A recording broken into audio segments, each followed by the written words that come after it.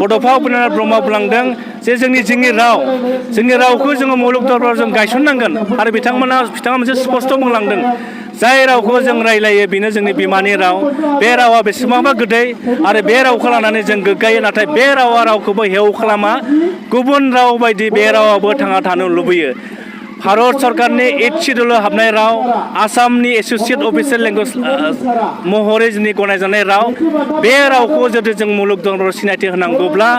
जोङो जोंनि बर' बिजोंखौ जों फोथांना लाखिनांगोन आरो बेनि थाखायनो बर' बिजोंखौ फोथांना लाखिनो थाखायनो दुलाराय बर' फरायसा आफादा जोङो खामानि मावबाय थादों बेयाव खुनु राजनितिक एजेन्डा गैया स्पष्ट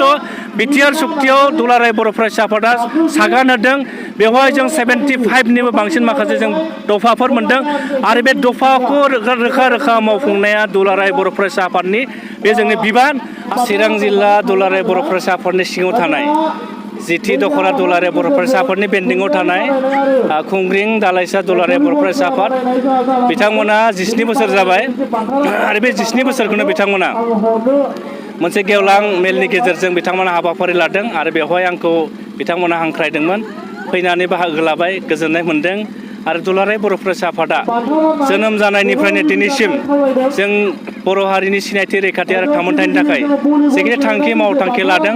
बे थांखि मावथांखि लानायखौ जों दुलाराय बर' फरायसा आफादा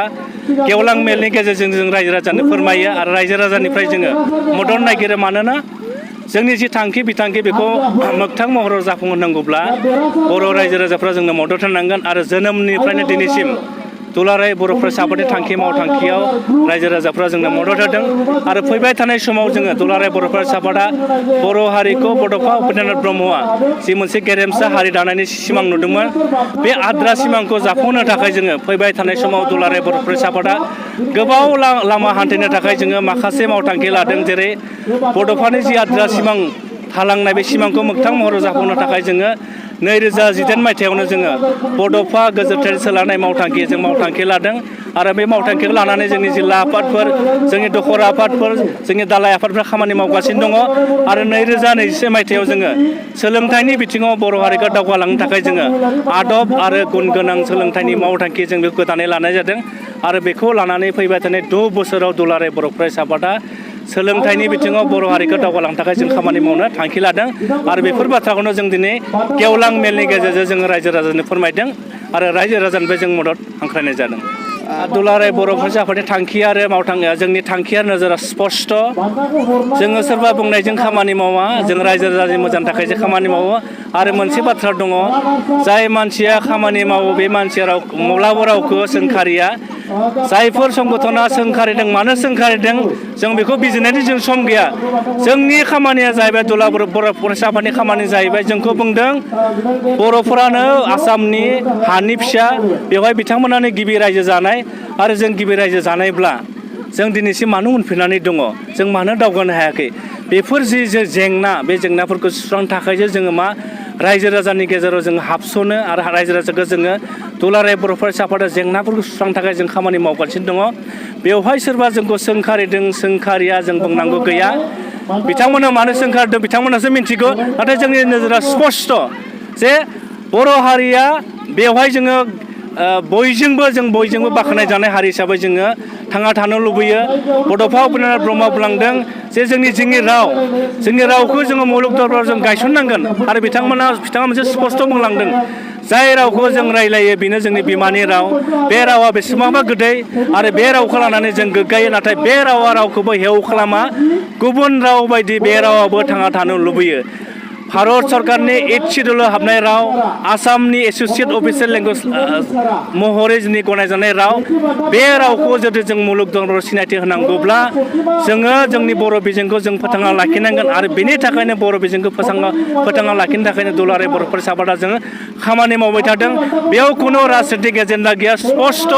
बिटिआर सुक्तियाव दुलाराय बर' फरायसा आफादा सागान होदों बेवहाय जों 75निबो बांसिन माखासे जों दफाफोर मोनदों आरो बे दफाखौ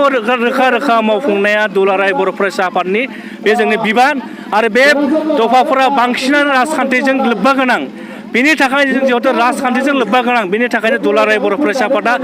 राजखान्थि भाबियै जोंनि दफाफोरखौ मावफुंनो थाखाय जों एखमब्ला राजखान्थि बिथिङावबो जों खामानि मावनो गोनां जायो बेवहाय खुनु राजखान्थि दोलोजों दुलाराय बर' फरायसा आफादा बाहायजानाय नङा बाहायजायाखै आरो इयुनाव बाहायजानाय नङा आरोखि येस बेनि थाखायनो दुलाराय बर' फरायसा आफादा जों मोनब्रै थांखिखौ लादों दाखालि 29 अक्ट'बरनिफ्राय चिरां जिल्लानि जि रौमारि बेयाव जागायदों जोङो बाइक रेलि आसाम नाङैनो गोजोननि बाइक रेलिनि गेजेरजों मोनब्रै दाबिखौ लादों मोनसेया जाहैबाय हा हुनि समस्या 2 नम्बरा जाहैबाय जों गुन गोनां सोलोंथाइनि जों मावथांखि लादों बेखौ मावफुंनाय आरो 3 नम्बरा जाहैबाय जोङो जोंनि बर' हारियाव सोमजिनाय माखासे समाजारि जेंना बुङोब्ला जों नुदों आथिखालाव जोंनि जायफोर लाइमोन सेंग्रा सिख्लाफोर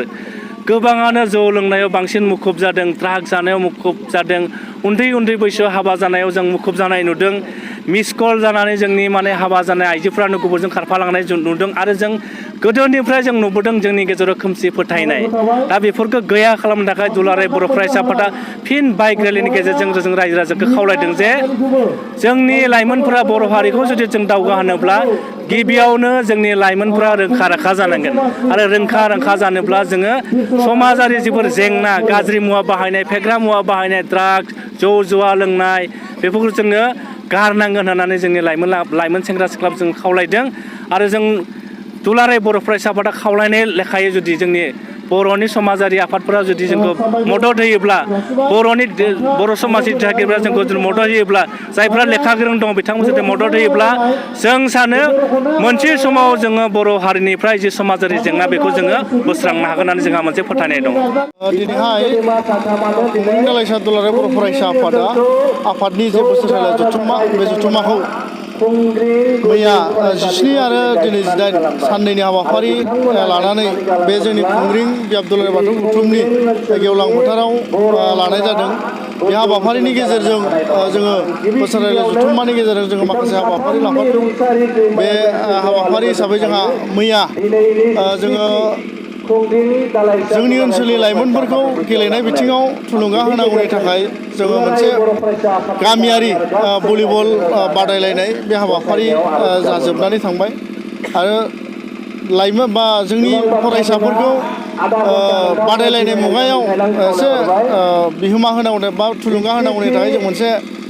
थुनलाइयारि बादायनाय जों हाबाफारि लादों बेबो मैया जोबनानै थांबाय बेजों लोगोसेनो मैया मोनाबिलियाव ओनसोलनि गासै जेंना ओनसोलनि गासै उसुबिदाफोरखौ लानानै बा ओनसोल जौगाहोनांगौनि थाखाय ओनसोलनि गुबुन गुबुन आफाद गासैबो आफाद आरो राजखान्थि आफाद समाजारि आफाद बिसोरखौ लानानै मोनसे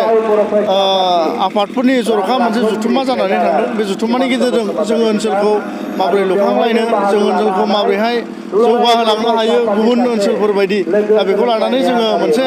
जथायै जोङो सावरायलायनाय जादों बे सावरायलायनायनि गेजेरजों जोङो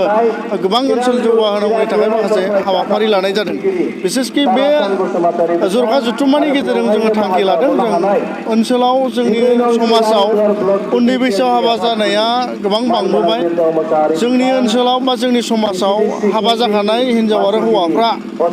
दोनखारलायनाय बा खारलांनाय गोमानाय बे गोबां बारा जाबाय बेखौ लानानैनो जोङो माबोरै होबथानो हायो बेखौ जोङो गुदुर सावरायनानै मोनसे थांखि लादों जों जाहाथे आरो जों ओनसोलाव मोनसे आयेन खालामनानै लादों जथाय आफादफोरनि गेजेरजों बे आयेनानो जाहैबाय रावबो बिमा बिफाया गामिनि गावबुराया आरो हाबा होग्रा मानसिफ्रा हौवासाब्ला 21 बोसोर आरो हिन्जावसाब्ला 18 बोसोर बिनि गाहायाव रावबो बिमा बिफा गामिनि दैदेनगिरि बा गावबुरा हाबा होग्रा बिसोर हाबा होनो मोननाय नङा जुदि हाबा होनाय जायो बेखौ जोङो आयेननि बेब'स्थाजों जों बिसोरखौ राहा लागोन गार्जेनानो जा गावबुराफोरानो जा आरो हाबा होग्राफ्रानो जुदि जोंनि ओनसोलनि आफादफोरनि गनायथि मोनालासिनो जुदि हाबा होयोब्ला जों बिसोरखौ आयेननि राहा लानाय जागोन दा बेखौ जों थांखि लाबाय आरो जुदि मानिथाराब्ला जों बेखौ ओनसोलनि आफादफ्रानो जयै डिसिसन लानानै जों मा खालामनो हायो बेखौ जों हाबा मावगोन दा बेनिफ्राय बैसोगोरा मानसिफोरब्लाबो जायफ्रा हाबा जानो समायनाय मानसिफोरखौब्लाबो जों मोनसे नेम खालामदों जाहाथे जोङो ओनसोलनिफ्राय बा जों बर' समाजनो मोनसे दायथ' होदों बर' समाज आफाद बर' समाज आफादनि गेजेरजों बिसोरो हाबा जानो हानायनि मोनसे फोरमान बिलाइ जोंनि बर' समाजनिफ्राय बिसोरो लानानै थांथारनांगोन आरो जुदि बर' समाजनिफ्राय गनायथि बिलाइ लाङालासिनो जुदि हाबा होनाय जायो इयुनाव बायसान्सनि थाखाय जुदि बिसोरनि संसार जानाया माबा मोनसे बेले बेजे जायोबा जेंना गोनां जायोबा बै जेंनाखौ सुस्रांनो थाखाय जोंनि आफादफोरा बाहाय हाबा मावनाय नङा होननानै जोंनि जथाय आफादफोरा थांखि लानाय जाबाय दा बे मैया जोब्बाय दा दिनैहाय जोंहा फुंबिलिनिफ्रायनो नैथि हाबाफारि हिसाबै फिरफिला बिरहोनाय मुंख्लंफोरनो बिबार बावनाय आरो दिनैहाय बड'फा उपेन्द्रनाथ ब्रह्मनो बिबार बावनाय बे हाबाफारि थांबाय आरो जोंहा थान्दै मेल जाबाय थान्दै मेला जोबनानै थांबाय आरो दा जोंहा गेवलां मेल बे गेवलां मेलावनो जोङो मेल बेखेवगिरि आलासि हिसाबै जोङो जिथुवा दख'रा दुलाराय बर' फरायसा आफादनि मानिजाथाव आफादगिरि निथनजय बरगयारि आसारि बिथांखौ जोङो हांख्रायदों आरो बिथाङा बाहागो लाफैदों आरो गाहाय आलासि हिसाबै दुलाराय बर' फरायसा आफादनि जे लोगो गाहाय नेहाथारि मानब दिनेश ब्रह्म सार बिथांखौ जों हांख्रायदों आरो बिथाङा जोंनि हांख्रायनाय बायदि जों बाहागो लाफैदों जों आसा खालामो बे जोंनि बोसोरसालिया जथुम्मानि गेजेरजों नैबे ओनसोलाव गोदान मोनसे